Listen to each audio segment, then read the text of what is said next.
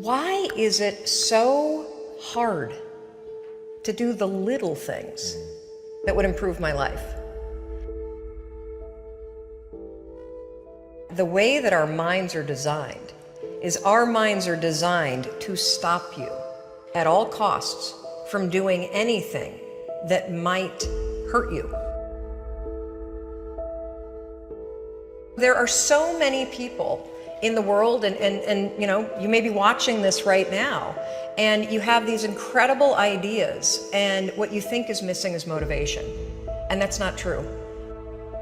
Because the way that our minds are wired, and the fact about human beings, is that we are not designed to do things that are uncomfortable or scary or difficult. Our brains are designed to protect us from those things because our brains are trying to keep us alive. And in order to change, in order to build a business, in order to be the best parent, the best spouse, to do all those things that you know you want to do with your life, with your work, with your dreams, you're going to have to do things that are difficult, uncertain, or scary, which sets up this problem for all of us. The one thing we have in this world is we can't control the events, but we can choose what to focus on, we can choose what things mean, and we can choose what to do. Those three choices, those three decisions really control our life.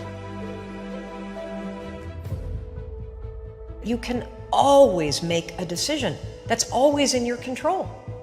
Staying with somebody that treats you like garbage is a decision. It is. Staying at a job that you hate is a decision. Staying in the body that you are not proud of is a decision. Is it going to be easy? No, it's not going to be easy to change. It's simple. It's your job to push yourself. It's not the smartest people who achieve success. It's the people who procrastinate less, make fewer excuses, as they take actions every day towards the goals that they want to achieve. Indecision is the thief of opportunity. Indecision means the door is still closed. Indecision means the opportunity waits. Indecision means what could be is postponed or may never be.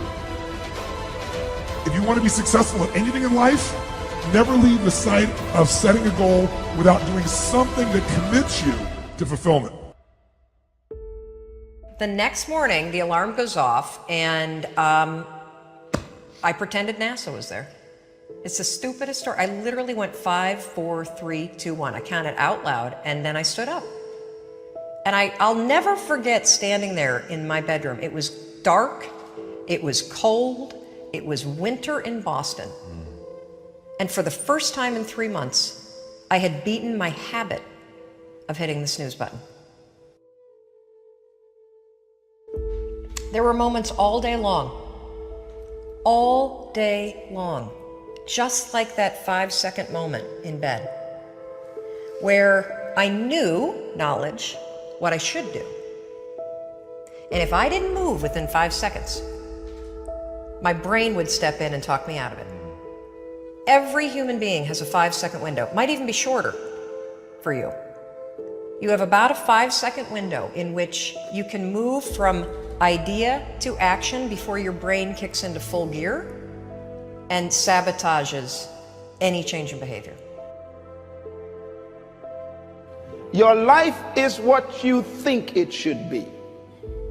That's exactly what you are right now. You are what you thought you should be. And if you don't like who you are, you got to change what you think you should be. What you think is more important than what you do. And so if you want to change, you got to work on this attitude bit. Decide, commit, act, succeed, repeat. The one thing that all the greats have in common is they sweat the small stuff. They pay very, very close attention to every detail. What makes you comfortable can ruin you. And what makes you uncomfortable is the only way to grow. What you are and what you become depends on how you use your time. The billionaire and the beggar both have 24 hours every day. The old and the young, the black and the white, the Indian and the Asian are all given the same amount of time every day.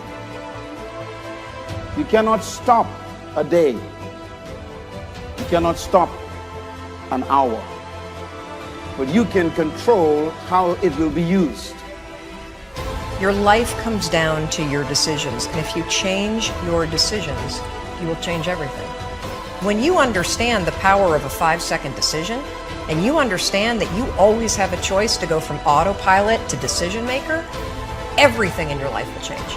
You will be a different negotiator, you will be different in sales, you will be unstoppable in the gym, because you will realize the amount of garbage that you put in the way of your hopes, of your dreams, of your potential, of your confidence, of your courage.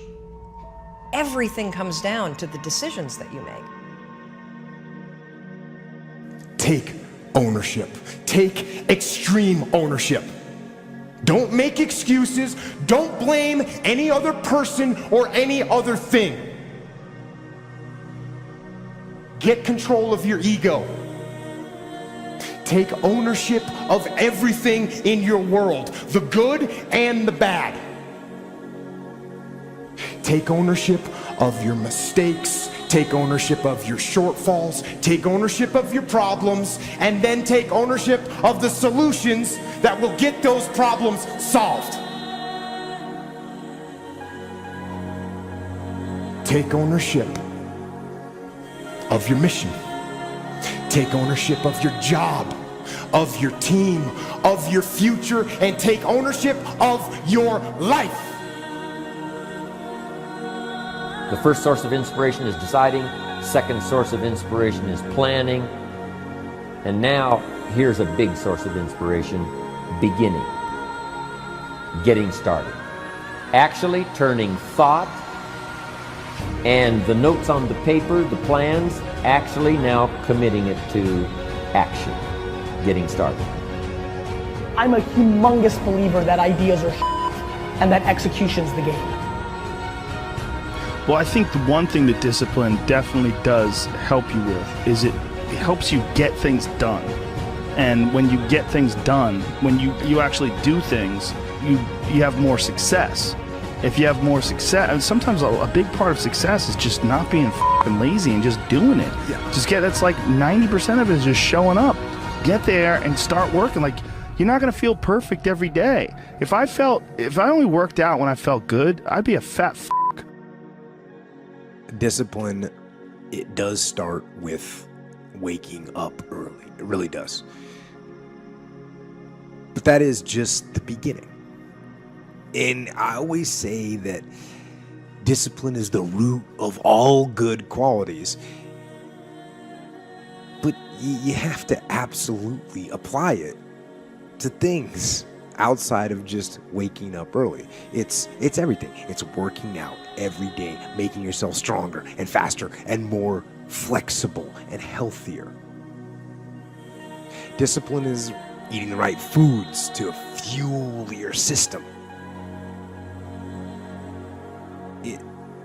It's about disciplining your emotions so you can make good decisions. Doing the tasks that you don't necessarily want to do, but that you know will help you. The thing about self-discipline is that it is necessary for everything you do in your life. You have to be self-disciplined. Discipline is not punishment. It's not. If you change your mindset and really focus it on what discipline really is, you start to welcome discipline. You welcome self-discipline into your life. You people have to know you, not because, oh, he's a good salesman. Oh, he's a good this. Oh, he's an artist. People need to know you for one major thing first. He works. He produces. The guy's there every day. The guy's pushing and shoving. Because the truth is, no matter how good your ideas are, how good your art is, or how good your skill set is, If you're not working, man, if you're not vibrating at a frequency that people say, my God, how does that guy do all that? If you're not vibrating at that rate, if you're not working at that level, you're not going to make it.